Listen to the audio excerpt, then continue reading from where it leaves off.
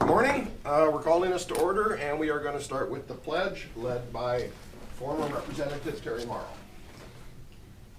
I pledge allegiance to the flag of the United States of America and to the republic for which it stands, one nation, under God, indivisible, with liberty and justice for all. Okay. There is an addition to the agenda. Want to talk on that, Ryan, or? Lynette, what did we have? We have one addition to the consent agenda, the Rush River and High Island Creek PMDL project. Do we need a motion on that? Or? Mr. Chair, I move that we amend the agenda to include the item on the consent agenda. Is there a second? Second. Okay, good. All in favor? Aye? Aye. Opposed, no? Passes. Okay, guess we don't have any new employees unless you're working for us. I am not. Okay. So, the consent agenda. We need approval of the January 22nd board meeting minutes. I'll move the consent agenda. Second. Oh, sorry, okay, thank you. Okay, then we'll go to the minutes.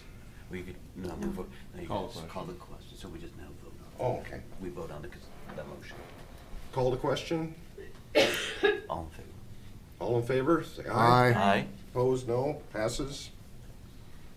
Now that was the amended agenda. That was the Right. consent agenda as amended. Okay, now we'll go to minutes. No, now we'll go to public appearances. Is there any We've public? approved all these. Okay, is there any public appearances? Seeing none, None? we'll go to Public Works. And Brian, you want to take the lead, or Seth? I think Okay. Seth will introduce our Okay. speaker here today. Morning, Mr. Chair, members of the board and staff. A couple items from Public Works today. The first being a presentation on our draft ADA transition plan.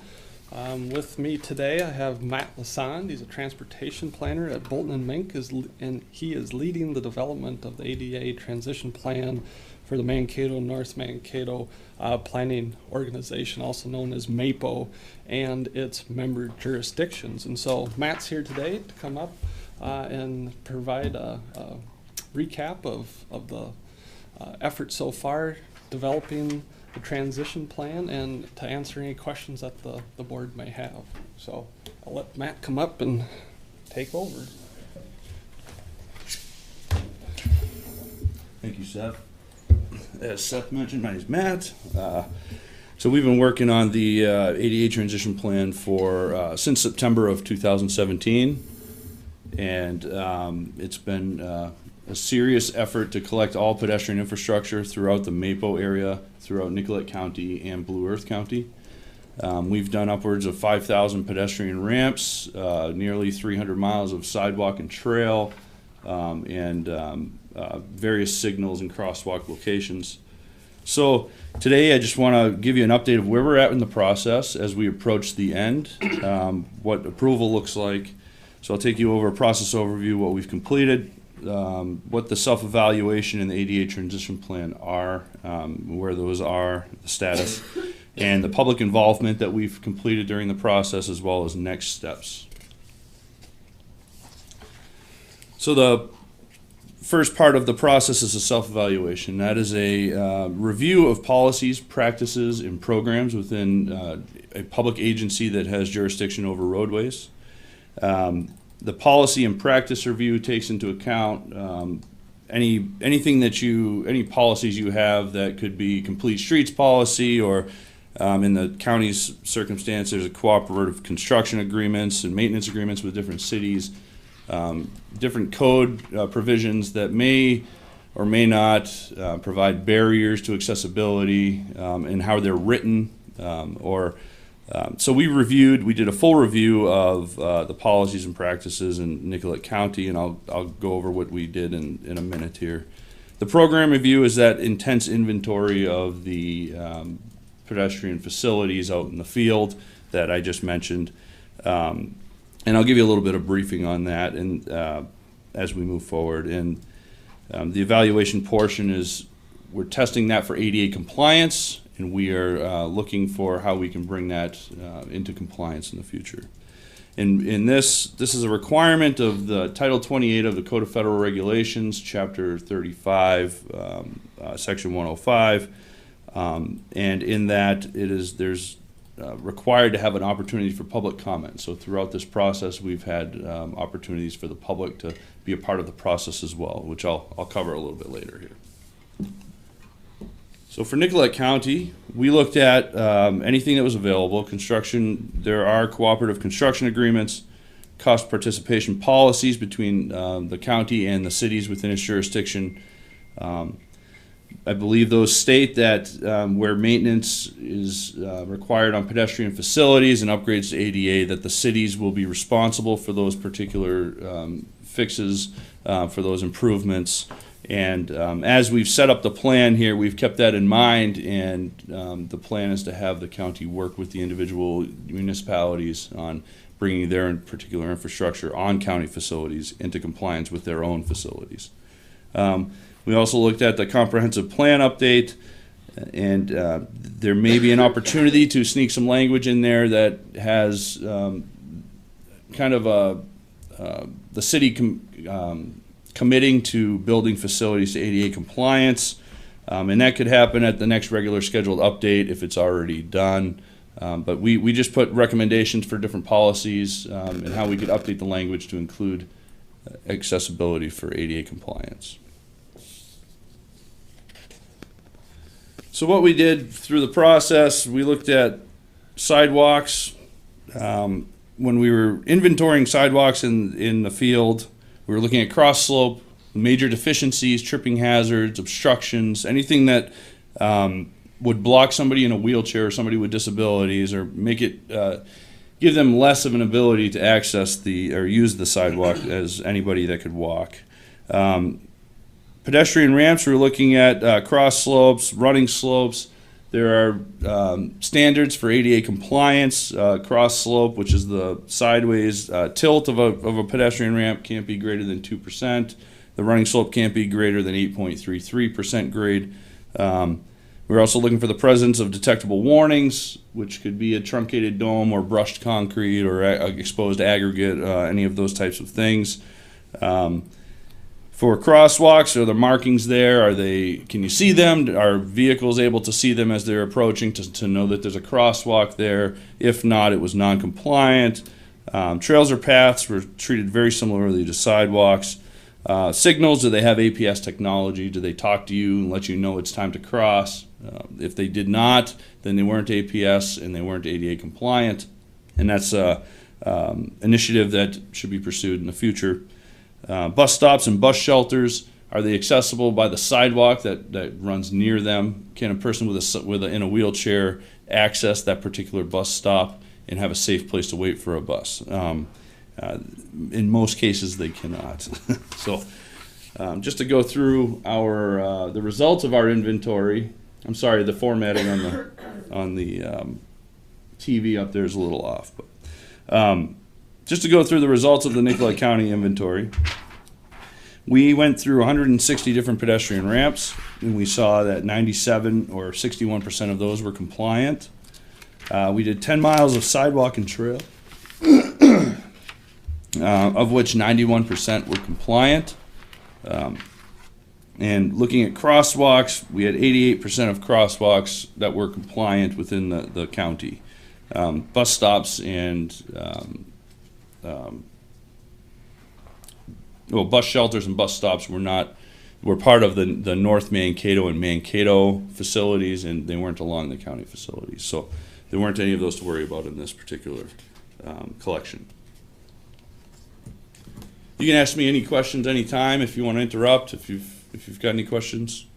Go ahead, Jerry. Thank you, Mr. Chair. Thank you, man. Just a quick question, and maybe you've talked about this in an earlier meeting. When you say Nicollet County, are you in essence saying North Mankato, if I read the description of the partnership? So the project, I should start here. The North Mankato Area Planning Organization, MAPO, had initially sent a request for proposals for facilities within the MAPO boundary. However, the Nicollet County has chosen to take the opportunity to create a ADA transition plan for the whole county. Okay.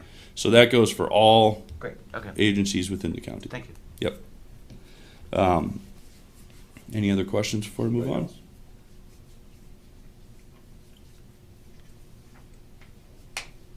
Okay.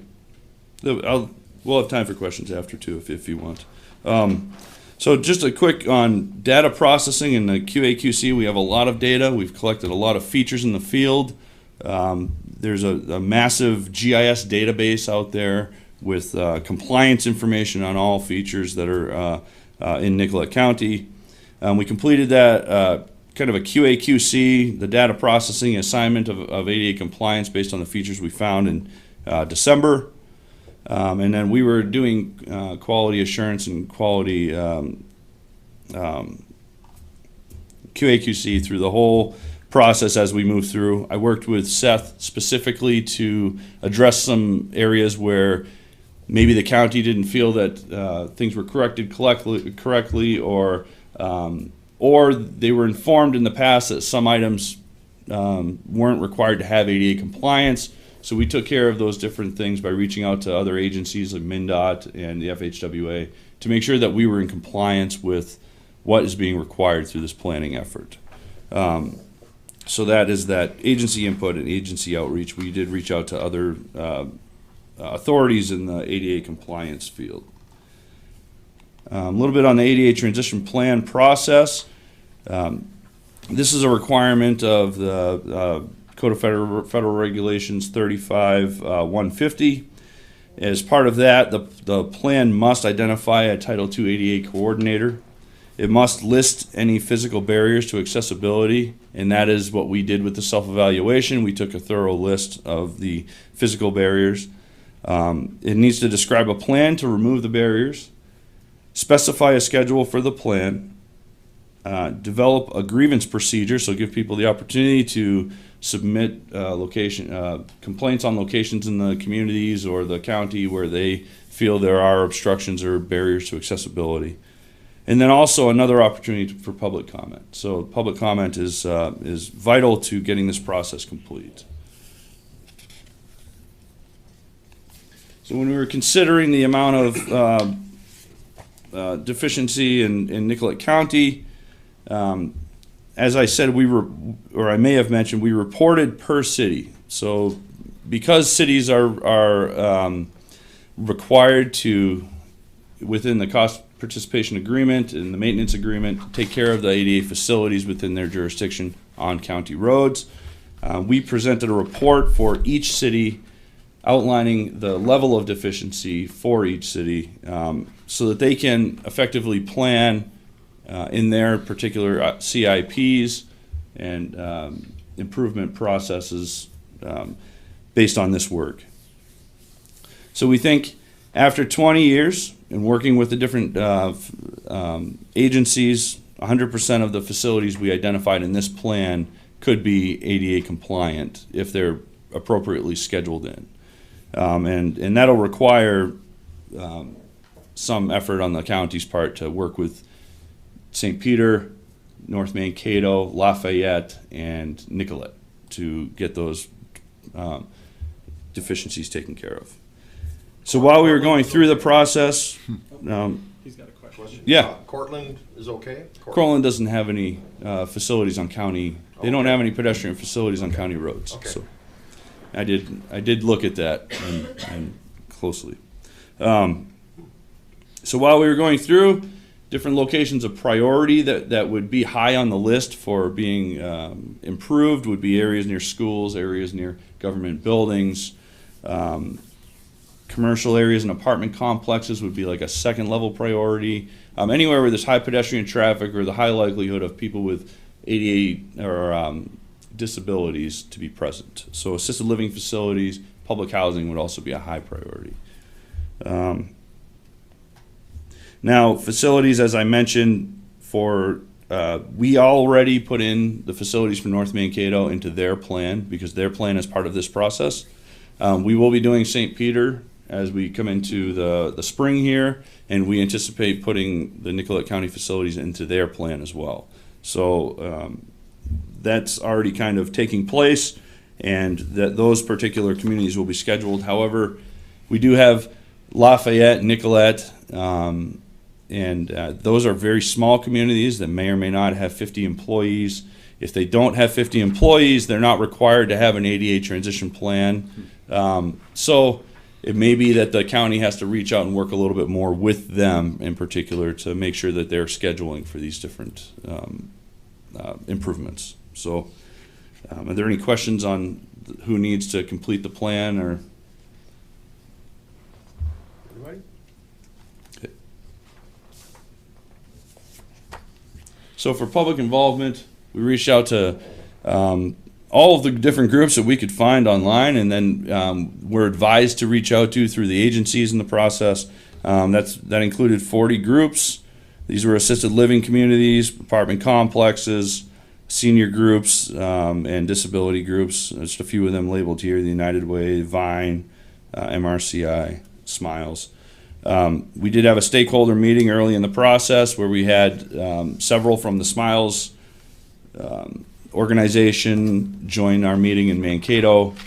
Several people with disabilities attended and gave us specific locations where they were finding issues traversing pedestrian infrastructure.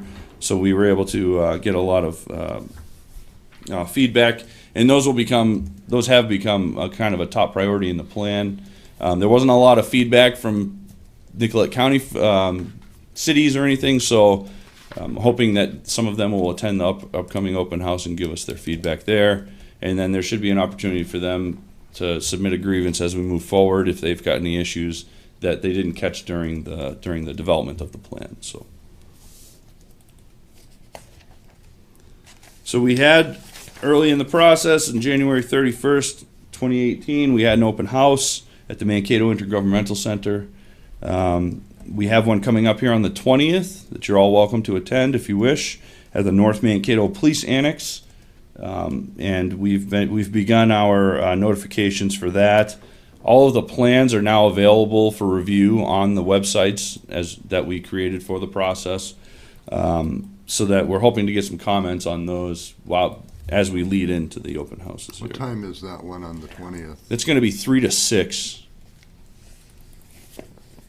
Okay, thank you. We did 3 to 6. It's an opportunity for people to take public transit to the facility. If we had gone any later, there wouldn't be any buses leaving after 5:15.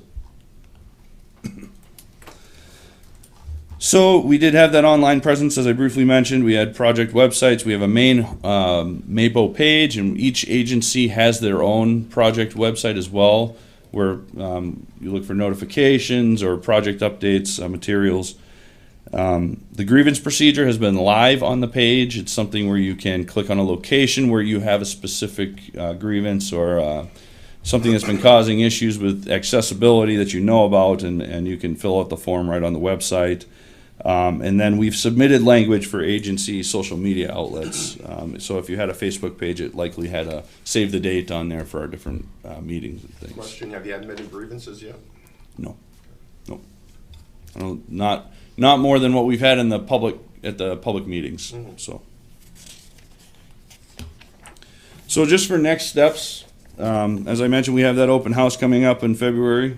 We're going to revise the transition plans to include any new information that we had left out based on public desire or public areas where they find non-compliance. We're going to be, this is part of the agency council and board updates, just to let you know where we're going before you officially adopt anything, to give you an idea of what we've been doing. So this will be taken care of. Our next meeting should be to look at an adoption, and that would be after probably the final approval from the MAPO, just to get everything that's within the MAPO approved that we've completed. And we're looking to submit the report to them by April 18th for their approval for the next meeting for the 18th. The MAPO Policy Board approval, on the 1st, they'd be approving that. And then the handout I gave you is a draft resolution. It's generic for all agencies right now. It would need to be tailored to Nicollet County, but it's a resolution that you will adopt part one of the MAPO overarching document, and then your specific part, which would be part 7, Nicollet County. That's all relevant information for Nicollet County. Part 1 is what all jurisdictions are responsible for under the laws of ADA for completing an ADA transition plan and self-evaluation. And all agencies are going to adopt that part 1 and their respective part as we move through. So I would invite you to review the language in this resolution. I know Seth will probably take the reins on tidying up the information, tailoring it to Nicollet County. And if you have any questions on that, just let me know, and I can certainly help through some of the language as well. Mr. Chair? Yes, sir. Matt, thanks for being here. As you know, I'm a member of the MAPO Yeah. committee. And I don't know if I'd heard this before, but how many studies has Bolton and Mank, your firm, completed for ADA compliance? I want to say 6 or 7 now. Okay, here in Minnesota? Yeah, in Minnesota. Right. Yep. We're working on one in Marshalltown, Iowa right now. We're completing Wadena County, and we're completing Mille Lacs County right now. I just submitted the final draft to Mille Lacs County. So May I ask, any surprises in what you found needed to be ADA compliant so far? No, it all makes sense when you hear in the physical facilities. I do find it, we have found some language and some code that say allows a vehicle to park on a sidewalk for 72 hours, and that's not a good thing. That's a temporary barrier to accessibility and shouldn't be allowed, and it's just the way it was written. And those are the type of policy revisions we're trying to look at. So, and there were some others, but yeah, things like that are surprising. But as far as what's required in the facility, ADA compliance, I've not found. And if I could, just a third question. I think this board and most forward-thinking boards and committees and city councils want to bring ADA compliance to our people. Mm-hmm. What is going to be the expected cost or investment of this as we look at the total view of it? So this is not. It's not to make you all of a sudden have to drop hundreds of thousands of dollars to make everything compliant now. This is a prioritization process. It's giving the community an opportunity to let you know where are the most important locations, and it's supposed to fit into how you do business day to day. So how you are currently improving your ADA deficiency, you should be able to do that now with a better plan, with prioritized areas, and a better idea of what the actual deficiencies are in the community, and an idea of the cost moving forward. But it's not like you've got $250,000, you need to do that in a year. That's not what they're asking you to do. They're just making you aware. The plan is communicating to the community that you know what you're doing, you know what we have for deficiencies in the different communities, and I guess they're not trying. There's actually a clause for undue financial burden. If you start getting a ton of complaints on one specific type of issue, and we've written that into the main document, and that would be everybody's driveway in the community is part of the sidewalk, and that the ramp to the sidewalk or the driveway is causing an issue for cross slope on the sidewalk. You can't fix all of those now, even if everybody sent in a grievance procedure. You've now made a plan and a schedule to take those in a timely manner within your already constrained budget to plan for those improvements in the future. Right, thank you. Thank you, Mr. Chair. Anybody else? Where is the money coming from so far that's paying your expenses? Is that from? From MAPO. Okay. Yep, the MAPO has funded the plan. Okay. Another question? I'm sorry. Go. Everything within the Maple boundaries in Nicollet County is paid by the Maple. The area outside those boundaries is county dollars paying that portion of this contract. So maybe the chair's Because we question. can't spend MAPO federal dollars outside the MAPO boundaries, and so there's a small amount of county dollars that have to be invested There to will be collect the small. rest. Like in of the smaller county. cities? Yep. Yeah, so St. Peter, Nicollet, and Lafayette are going to be on your expense, and then North Mankato was part of the MAPO. Okay. I'm sorry, I Does forgot this that. affect any townships at all? No, they don't have pedestrian facilities. Okay. Anybody else? Mr. Chair? No. Seth, if I could just turn to you and get a sense of, Sure. you've seen what's happened on what they're finding in the Nicollet County cities. Oh, it doesn't surprise me at all. You know, this prize seems like a whole brand new process, whole new regulations that we have to follow. These rules came into play in the 90s, and informally, as we develop our road projects, overlay projects, reconstruction projects that have pedestrian facilities, over the years, we've been incorporating ADA improvements all this time. Several years ago, I believe, there was a large public agency on the East Coast that receives a significant amount of federal funding, and what they found is that agency was not improving any of their ADA infrastructure, and I believe that went to court, and coming out of that, the federal government basically said, any agency that is going to receive federal funds must have an ADA transition plan, started or completed by 2019, or that agency, you will not receive any federal funding. And so that's what spurred these official transition plan documents to be generated. It's not to say that we haven't been upgrading our ADA infrastructure as we do projects. Our most recent project that had a lot of ADA infrastructure was our County Road 5 reconstruction project with the roundabout out here in St. Peter, and that plan incorporated ADA improvements to everything in that project corridor. So this is nothing new. This is stuff we've been doing, and as we program significant overlay projects or reconstruction projects in our small cities, as we always have, we will work with those cities and to make those improvements at that time. Thank you. That's good. Anybody else? Anything else from either of you? Well, Not at this time. Thank you. Thank you. Thank you. Thanks, Matt. Yeah. Jack, can I just clarify something with you, if I might? So there's a meeting from 3 to 6, and there's also then a public participation meeting the same day? That's the same at Yes. that time, right? That was a little bit of the confusing part. I think the public participation meeting, if this is at 5:30 to 7:30, if this document's correct. The MAPO document, yeah, on that date. And maybe, They had revised that date, and so the new date and time is that February 20th from 3 to 6 o'clock. They moved it up because And I of bus apologize. transportation. Yep, and then I Okay. believe there is Matt, you're gonna be making more of an official presentation at about 3:30 that day on the 20th? Yes, yep. So we'll have we'll just be letting the community know what we've done. and thank you, Lynette, I know you sent out about the change in time. Thank you.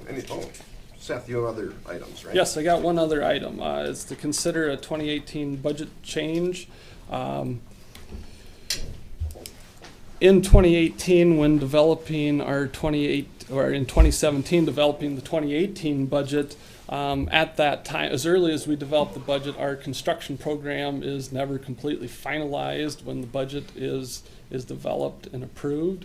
And so the construction projects that the board approved in 2018 exceeded what the original budgeted, or what the original budget showed for construction expenses. And so based on the Nicollet County policy, I need to come here and we need to do an official budget change request for that added expense. And so in your packet, there should be a budget change request form that appropriates an additional $740,000 in construction expenses to that line item. It's a housekeeping item, essentially. Does this happen on a regular basis? This happens every year, essentially. To this amount. It can be. It can be $1 million. It could be $2 million. It's just depending on how large of a construction program we ultimately end up delivering. And so in the past, the state auditors would ask the question, why is this budget line item different than what the original budget was? And I would give them a written narrative exactly why, and that always sufficed in the past. Now the county has a policy on how to handle this, and this is just a step in following that. Mr. Chair, and so just so I'm clear, the revenue for the project was received in the 2017 audit year, if I read this correctly. Yeah, and that was a goofy part of this too, is that those projects were awarded in I believe January of 2018. Once they are awarded, then we can request from MnDOT state aid 95% of the contract value. That money never flows down here until a contract has been awarded, and then we can request 95%. And so that money was received in February of 2018. State auditor rules say that type of funding received in the first 60 days actually gets pulled back into budget year 2017. So then 2018 looks like I'm way low on revenue. So it's kind of a goofy deal. Mr. Chair, the state auditors look that we don't overspend the approved budget or fund, the road and bridge fund, so this will make us positive for the audit year. Make it all legal. So we move it from one column to the other column, basically, right? Well, in this case, you're just adding expense to show budgeted approved expense by the board. I mean, you essentially approved that expense when you said, go out, advertise for the project, and you awarded the projects. I'll move approval. Second. All in favor? Say aye. Aye. All opposed? Passes. Before the engineer leaves, may I ask? Sure, go for it. I saw a photo that of County Road last week that was blocked, and you had to take big equipment out. How are we faring in our condition of our county roads with this larger than expected February snow? They're doing all right. It's been a battle, of course. We're probably starting to approach what it was like in 2014 at this juncture. It's not as bad as 2014, yet, but you get another foot of snow and some 30 and 40 mile an hour winds, and we'll probably be real comparable to what 2014 was like. Yeah, we have several roads that have bad drifting areas, and with those very high winds, it blocked those roads pretty bad, to the point that a truck with a one-way plow couldn't or barely could get through those areas. I believe the picture that I had sent out was on County Road 16, and since that time, the guys have taken the dozer out and pushed a bunch of that snow back, so to buy us a little time, hopefully. There's definitely other areas out there that if we get a breather in these repeated snowfalls, they'll be out pushing those areas back. But yeah, it's taken a significant amount of fuel, overtime, salt, and sand. Yeah, the cities are facing issues at intersections with snow rising. Are we having any issues? Yeah, we have those same issues. Right. But when you got to plow every single day, it doesn't allow staff any time to get out to push those back. And it sounds like we got maybe another round of snow coming in Thursday or Friday. So, And Mr. Chair, to this point, Seth and I have been talking for several years about the need to purchase a large blower for our payloader, because right now we're using the loader and a dozer. A large blower would definitely be more efficient to transport around the county and utilize at these intersections. So that is something we desperately need to somehow, I think, incorporate into our equipment budget in the next 2 years here. Mr. Chair, I noticed that the governor had sent out state National Guard to Renville County last week. 71, wasn't it? With the issues that they had there.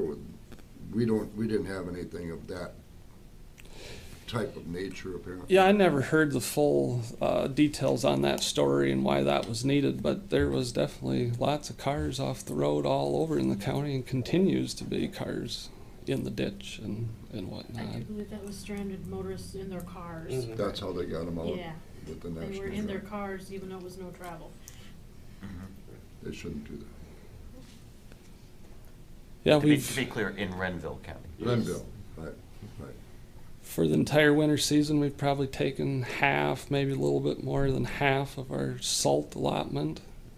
And so we're rationing that a little bit. I'll say our salt sand mix isn't as rich on salt because we're trying to conserve here. We don't know how long this is going to be a prolonged event. I'm hoping it doesn't go till May like it did last year. Will make things real interesting if it does that. But yeah, the guys are working hard. They're doing a good job, but they're definitely tired. They're hoping for a break in this repeated snowfalls. Okay, thank you. Anybody else? But thank you to them. Thank you so much. Yes. Yes, thank you to our staff for making it safe for us. Okay. Mandy, I guess you're up? Or John? Morning. Morning. Morning. John? I just have one request for your consideration today. That request comes from applicant Buell Consulting Incorporated and property owner Lawrence Properties, LLC, for conditional use permit to install a replacement telecommunications tower. The property is located in Belgrade Township and is zoned conservancy. The proposal involves the removal of an existing tower on the property. The replacement tower will have a monopole design and will be 189 feet in total height. It will have 39 antenna positions and will be able to accommodate a minimum of 3 service providers.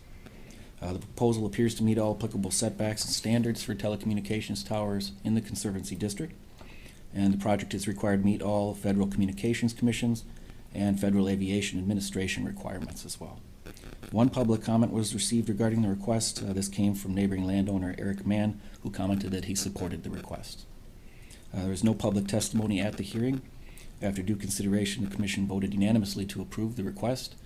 Mr. Chair, staff seeks a motion to approve the request and the attached findings of fact, sir. So moved. Questions for John? Well, so moved. Second. Okay, any discussion? So what is the coverage area, or is this more of a backup for Verizon? That I'm not sure. Coverage This is area actually didn't come up. Replacing Yeah. an existing Yeah. tower with modern technology. Improvement. Okay, so it's just an upgrade, right? Mhm. They're moving it 150 feet? Roughly, yeah. Oh. Yeah. They're moving it a little bit to the west, yeah. Because I suppose you can't take the old one down till you get the new one up. I would assume so, yes. Okay. Any other questions, discussion? All in favor, say aye. Aye. Aye. Opposed? No? Passes. Thank you, sir. Anything else from Property Services? No? Drainage Authority, do we have to wait till 9:55, or can we? I think you can. go Breeze ahead. into it? I'm gonna grab that thing inside the deal.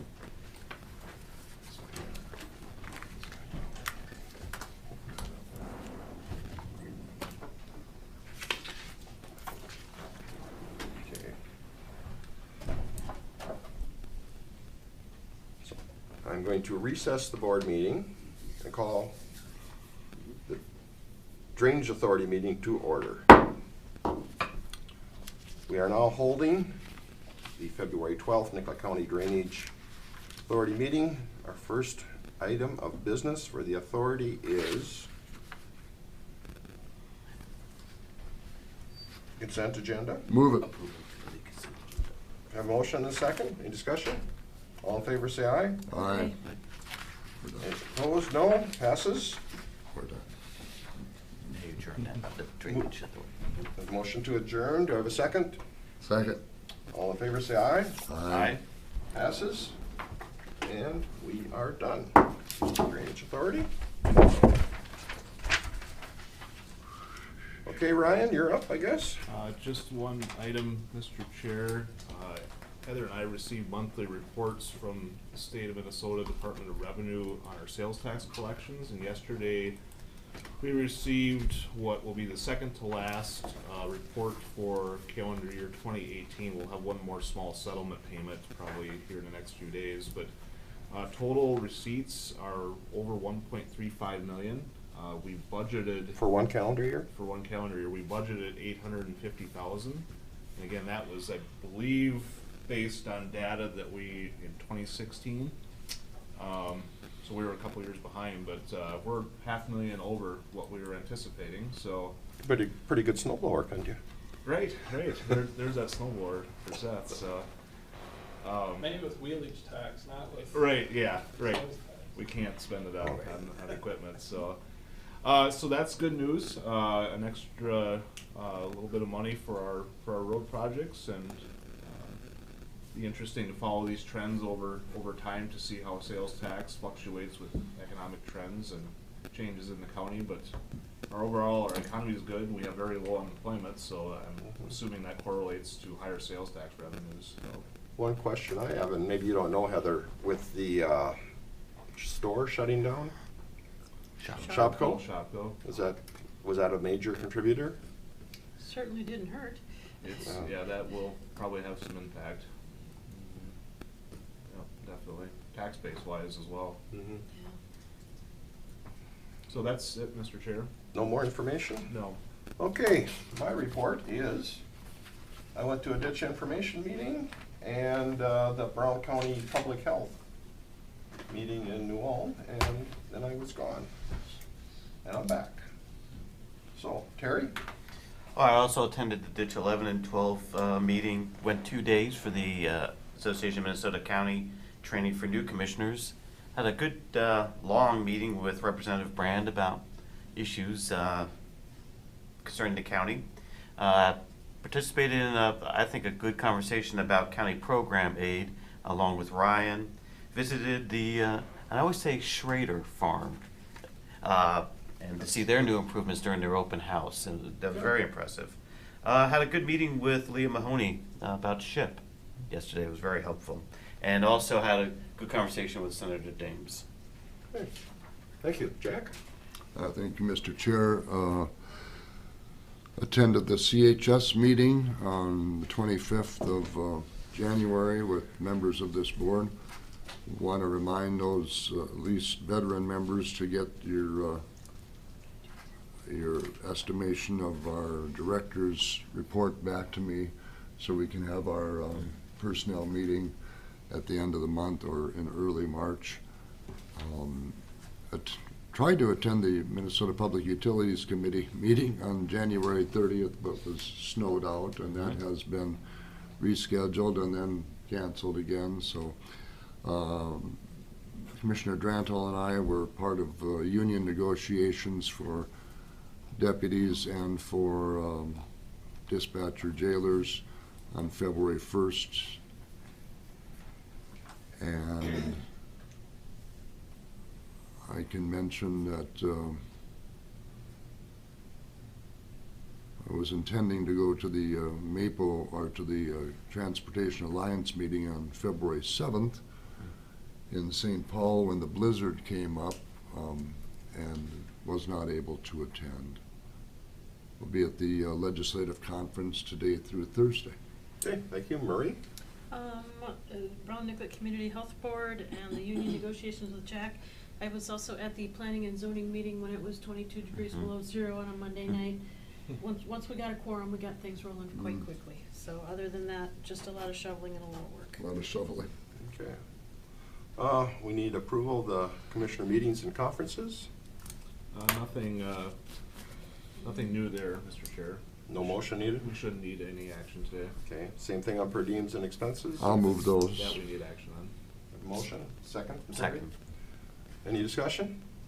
All in favor say aye. Aye. Opposed, no. Passes.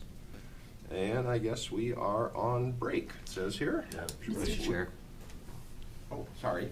Just a couple dates to bring to the board's attention that might be of interest. On February 25th at 6:30, St. Peter's Schools is offering a viewing of a video called Screenagers, and it is education about the impact of screen time on kids. And it's a two-part. They're doing a program at, I believe, during school hours to show it to kids, and then this is for the parents. And we're going to run that presentation similar to Know the Truth, the drug information forum that we did in October. So there'll be short presentations by a number of different individuals after the showing of that video to have conversations about screen time and controlling electronic use by kids and its impact. I'll be doing a short presentation along with a number of other individuals during that. And then March 13th at 3 p.m. and March 14th at 6 p.m. Myself, Bonnie, Chief from North Mankato, and the Public Library are working to put together some public presentations on scams. And so we've got those two scheduled in North Mankato, and getting a lot of inquiries to make presentations to small groups about scams, and really just trying to hopefully continue a conversation so that if you get that thing that looks really good and you're really, really tempted, that at least there's going to be voices from presentations in the back of your head going, I might need to look into this a little bit more thoroughly to make sure that it's a legitimate, because they're really on the rise, and they're difficult to get any money back if you are scammed. So those things are in the work for my office. Okay, thank you. Anything else before we take a break? So just, we'll move to recess again. I have a motion to recess until Till 10:30. Yep. So, Second? Any discussion? All in favor say aye. Aye. Passes. See you at 10:30. We'll bring back the meeting from recess, and we are going to have Jesse present. Jesse Harmon. Good morning. So I'm here before you today to talk about the changes to our food and beverage ordinance and propose it for adoption. Just a quick overview on the ordinance. The last time that the food and beverage ordinance was revised was in 2014, and it's being amended currently to address changes in the Minnesota Food Code. The new Minnesota Food Code became effective January 1st, 2019. Prior to the implementation of this food code, the Minnesota Department of Health and Minnesota Department of Agriculture held public hearings to receive public comment. And this is a public hearing also. Yep. So they received public comment regarding the changes to the food code, and then our office has also worked hard with our licensed establishments to keep them updated on all these changes to the code. So an overview of those changes, we're changing reference to Minnesota rules to match the new food code. For example, there are new requirements for certified food protection managers and employee illness reporting and exclusions, which need to be referenced in the new ordinance. Restructuring of sentences for clarity and consistency, removing definitions that are no longer relevant. For example, alcohol beverage service was removed as that definition was replaced by additional food service in 2017. Rewriting definitions to match applicable definitions found in Minnesota statutes and rules. For example, certified food manager is now certified food protection manager. In reference to that current rule has been provided in the new ordinance. The length of time that the license holder has to submit an appeal in the case of license suspension has been increased from 5 business days to 10 business days. Language has also been added to Section 15, which is our section on penalties, to allow the regulatory authority to enforce this ordinance through criminal prosecution, civil remedy, or both. This ordinance will replace the 2014 ordinance in its entirety. However, it does not affect pending or future prosecution of existing violations of the previous ordinance. And our ordinance was, the language in our ordinance was reviewed with the assistance of the Nicollet County Attorney's Office. Welcome. And that is all I have. Comment. Is there any public comment? Any questions for Jesse or Michelle? I would just call it 3 times, normally what you do, just call 3 times, but. Any discussion? If I Hey, might, go, maybe go. there's a question, I don't know, Jesse, if there's a question for you, for Michelle. I'm looking at a legal notice that we put out that says a public hearing will be held on the 19th day of February. So I just want to make sure that Yeah, how these are lining up. Right, Mr. Chair, Commissioner Morrow is right, the first draft we got said the 19th. The one that actually went in the paper was corrected for today at the 12th. Yeah. Okay, great. So- All right, thank you. You're correct. Again, that probably came out and I missed it and I apologize. Well, it didn't, no, we took care of it internally here, so, yep. So basically, Mr. Chair, we're renewing the 2014 document with minimal changes? Correct. It's just to address the changes in the Minnesota Food Code.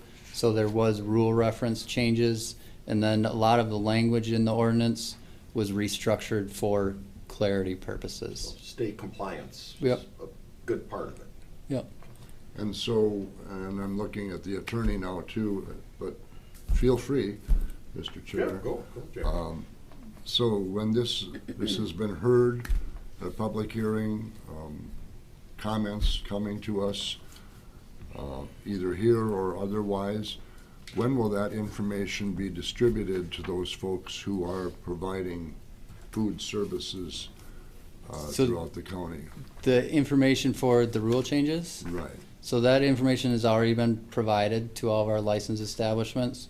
We send out that information in our newsletters. We've been continually doing that throughout this revision of the food code, which has been a very long, drawn-out revision. So we've updated them through our newsletters, through Facebook, and then we also hold mandatory licensing meetings in November. So this last November, we had a licensing meeting where we went over the changes in the food code. And I think that's really clear, or important to hear him state that, Yes. because as we move forward. One other question, when you're dealing with those folks who are preparing food, are they providing information to help you in these codes, or help the state in the codes that They've had an opportunity to do that.